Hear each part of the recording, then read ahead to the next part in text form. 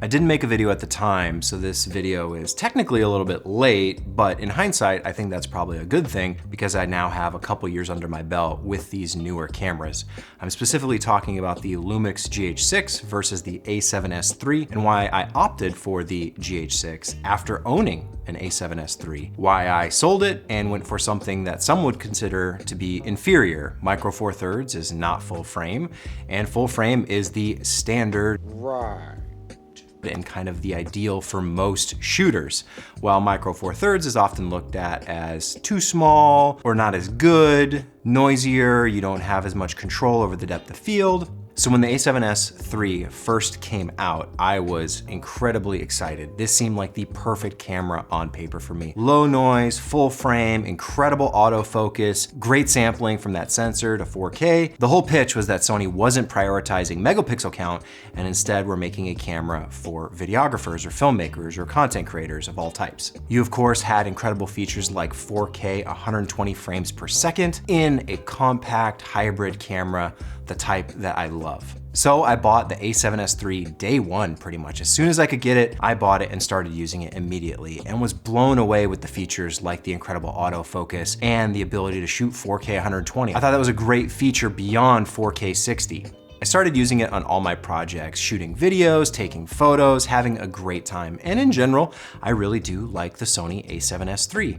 But over time, I started to find issues with it that I wasn't as comfortable with. Things like the autofocus worked great until they didn't. There's something very unnatural about a camera radically shifting focus just because something walks through the frame. So while it would be great 99% of the time, there were those unpredictable moments, the 1 to 2% of the time, where the autofocus would do something that no human being would actually do. And shooting that way made me feel really out of control in the same way that you might not want to use auto white balance or auto exposure. Sometimes the camera just does things that you would never ever do normally, and that really breaks the illusion of perfection. So I ended up switching off the autofocus a lot of the times and relied on my own skill sets, manual focus, which I've been doing for 20 years now, and being fine with it. Yes, the eye tracking and face detection is great, but when it's not, and when there's those moments where I want more control, I wanted that precision that really only I could do, and that decision making, where a lot of times these cameras are making decisions that you wouldn't make. I also found the 4K 120 to be not all that useful. A lot of the things I film don't move all that fast. Is it a good feature to have? Absolutely. But I ended up shooting 4K 60 a lot of the time just because that looked better. 4K 120 was too slow, and honestly, I didn't need those extra frames for a lot of the stuff that I was filming. I also ran into the issues with the photos not having enough megapixels. I don't need 50 or 100 megapixels for a lot of the work that I do, but I found that the a7S III didn't have enough for even things like still photos for social media or thumbnails for YouTube. I always wanted that little bit of extra resolution that just wasn't there. Nowadays, you could enhance this with things like AI and upscaling and all the new software features, but I really don't like things that slow me down. That's why I don't like the photos that are 50 megapixels or 100 megapixels because they slow the computer down, they slow down editing. Same thing with AI post-processing. It's another step, another layer that slows you down. I like to move as fast and efficiently as possible, so really I want the best optimal pictures and videos right from the camera, and I just wasn't getting that with the Sony a7S III. Another issue I ran into was that oftentimes the camera would seemingly just corrupt the clip. It would just turn off, and my entire clip would be lost. This could be 30 minutes, 60 minutes of content that was just gone, and recovering a broken, corrupted file on the a7S III was basically impossible. You have to pay $100, $200 a clip sometimes. Maybe there's other ways if you're more software savvy, but for me, I was incredibly frustrated. I think it turned out it was a combination of using a third-party battery with a memory card that might not have been fast enough, even though it was rated for it. So I can't blame the camera entirely, but there was no warning. It never told me that it was an incompatible battery or that it was an incompatible card. It just turned off and my clip was lost. Thankfully, it wasn't anything too sensitive. I think there was one time where it was a client project that I really was very, very nervous about losing footage. And that's just something I can't accept. If I can't rely on the tool that I paid for, I'm not gonna use that tool. And even when I was looking at the 4K footage from the a7S III, it didn't look as sharp, as detailed, as much resolution as I was used to coming from the GH5 or the Ursa Mini. This goes all the way back to the 5D Mark II days where people were saying it was 1080p, but the actual resolution in that container was not 1080p. When I look at 4K footage from other cameras compared to the a7S III, it's pretty obvious that the a7S III does not retain as much detail and true resolution, even though yes, both are framed 4K to 4K, Ultra HD to Ultra HD. That is just the box that you can put the resolution in, and I was finding the a7S III was not up to my standards. So when the Lumix GH6 was announced, I thought maybe this was an opportunity to go back to my roots and go back to the great old Lumix system that I've known and loved for 15 years. And after using the camera over the past 2 years, I can say that it is absolutely a dream. The Sony menu system always frustrated me, where the Lumix cameras just work, they have all the features that you would want, in a much more easy to navigate menu. Plus, you have a lot of the same specs, so you have 4K 120 if you want, you have 4K 60, you've got 10-bit, you've got 422, all on the GH6, which is great, that's what I want.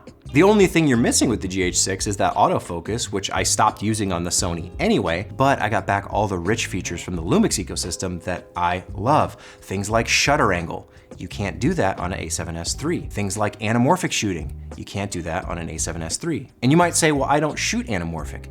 I don't even use the anamorphic mode for anamorphic lenses.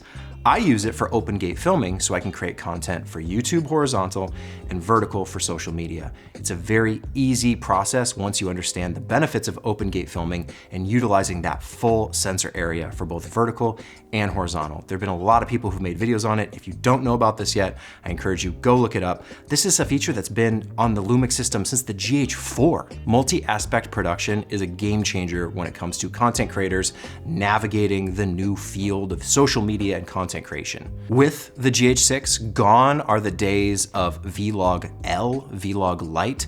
It has proper Vlog. You can get great dynamic range. Is it as much as you might get on some full frame cameras? No, but I've never really noticed the difference, honestly, outside of scientific testing. In day-to-day, normal filmmaking, normal production, a lot of things like those extra couple stops of dynamic range don't really play a part. Oftentimes, if you're shooting in controlled environments or even outside where everything's lit by the sun. I find it very rare that I need to expose for outside a window and retain all of my detail inside the window. Those kind of extreme test scenarios don't happen all that much, at least in the projects that I work on. With the GH6, I got higher megapixel photos, ones that are still fast and easy to edit in Lightroom, but give me that extra detail so when I'm cropping or scaling or reframing, I have the resolution I need to play with in my photography.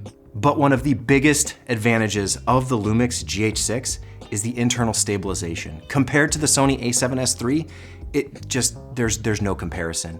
I found constantly that shooting handheld with the a7S III, it was shakier than I wanted, it was jitterier than I wanted. With the Lumix GH6, I have none of those issues. The internal stabilization is incredible, even when I'm not using a stabilized lens. There's the Lumix dual image stabilization that oftentimes I'm not even using. I'm just using the internal body image stabilization, and that works great for 99.9% of the projects I'm doing. I also fell in love with brand new lenses for the GH6. The Leica 10-25, the 25-50, and the 50-200. These are expensive glass, but they are well worth it. I have never seen such crisp, rich, incredible images coming out of Micro Four Thirds until I got these lenses. I didn't know what I was missing. But now that I have them with autofocus for photography, these lenses are basically all I ever use. There's really so much to love about the Lumix GH6 and the other Lumix cameras, and I think a lot of people don't give them the credit they deserve.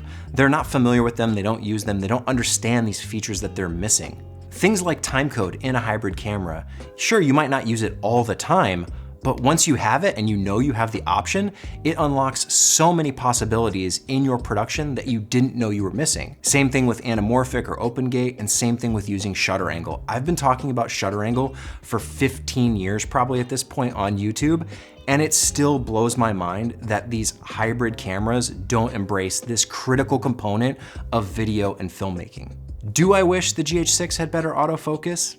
Yeah, I do. It'd be a nice feature to have when I need to use it.